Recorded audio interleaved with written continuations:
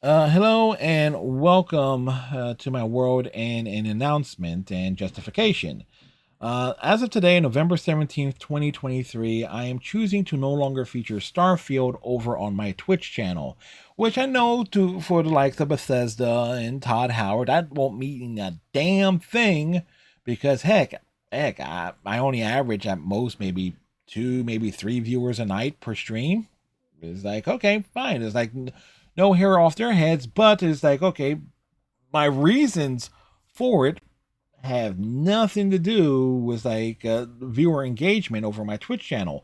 It actually has to do with the feelings that I have towards the game. Now, I genuinely feel Starfield has a very compelling narrative. All right, everything as relates that I was seeing as relates to the artifacts and the characters. As a matter of fact, I was generally intrigued with the companion Sarah's backstory and lore. It was like anytime she says she has something to tell me that we need to talk, I was actually interested in that. The actual story and narrative of Starfield is very, very, very good. All right. The problem is everything else. Now, okay, the combat, the ground combat, okay, it's Fallout, well, it's Fallout 76 in space. Okay, so it's like, okay, nothing new there. It's like, okay, I've played, I've sunk more than my fair share of time into Fallout 76 over the past few years.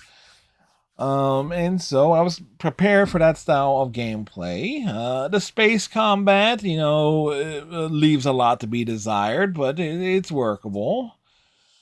There is a special place in hell for whoever came up with the menu system and decided the inventory management and resources management of being as restricted as it is. And then you get to the fact that so much of things that you need to do is locked behind crafting.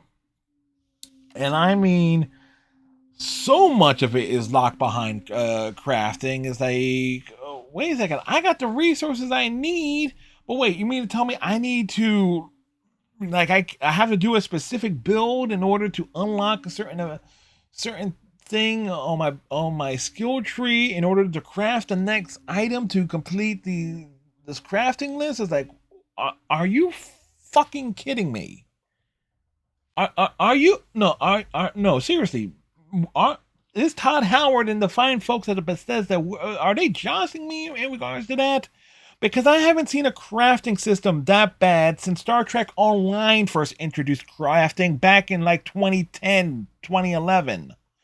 All right, so it's like we're talking like, but okay, nonetheless, there. Then there's the procedural generated content.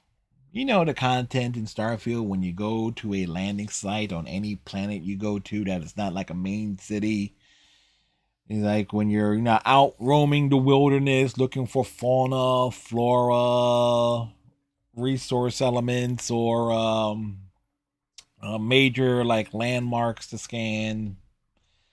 And you come across like, okay, maybe some occasional pirate ships, bandits, rescue a person here, lend a little aid there.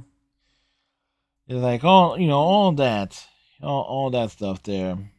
The fact that I spent one stream beginning to end focusing on trying to see how long it would take to do a complete survey of the planet. That meant again finding all the resources, the land, the key, the key landmarks, scanning all the flora and the fauna, all of that.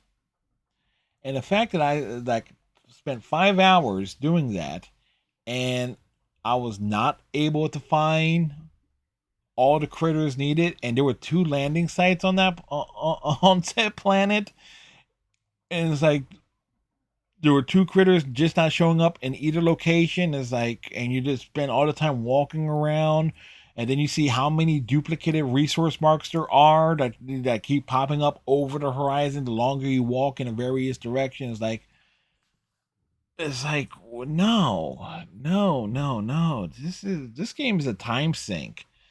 It's like Persona 5 had a thing called like they call take your time. It's kind of like joke that the game will take your time. That applies more to Starfield because it doesn't just take your time; it wastes your time. I feel, particularly if you're like me as a who has a bit of a OCD when it comes to open world games and wanting to do everything that one would consider reasonable to do. I mean, y'all see me play Cyberpunk 2077 this year. Y'all see me play Marvel Spider-Man, the PS4 game this year. Y'all see me play Saints Row 22, the 2022 game this year. Y'all saw how thorough I was with those games, like in doing every single little side activity not related to the main stack. Heck, you've been my playthrough that's still in progress of Horizon Zero Dawn. It's like you're seeing this, like how thorough I am being in terms of just making sure I find the collectibles, hit the bandicams, do the tall necks, and everything of that sorts. Like I will go out of my way to do all the side activities, and it's like okay, clearly the side activities and Starfield is procedurally generated. It's a bit of a roguelike system. But if not all these things are going to be, generated for me to actually complete these side activities on these planets, like then what's the fucking point? So I don't like having my time wasted by by any game I'm playing, particularly if it's a single player experience. All right, but so yeah, those are my justifications for it. Maybe I'll go out of my way to at the Bethesda regarding this. It's like on it, so it's like, yeah, just try and explain it to me as to why I should resume playing it. Now, I'll say this right now. I might continue Starfield off stream. It's very unlikely considering everything else I have going on and my various worries and concerns. But if at some point Starfield gets an overhaul, like, and I'm talking like a major overhaul, the way Cyberpunk 2077 eventually did, I might be compelled to give it another chance, like to start a new campaign and just to see if it actually got better from start to finish. But at this point, it's like if I put any time in a Starfield, it's going to be very rare and very infrequent. So, with that said, if you stop playing Starfield this year, tell me why. Put it in the comments section below. If you think I should continue Starfield, yeah, good luck trying to convince me of that, but put that in the comments section below. I would say like and subscribe, but nobody actually does that. I don't think.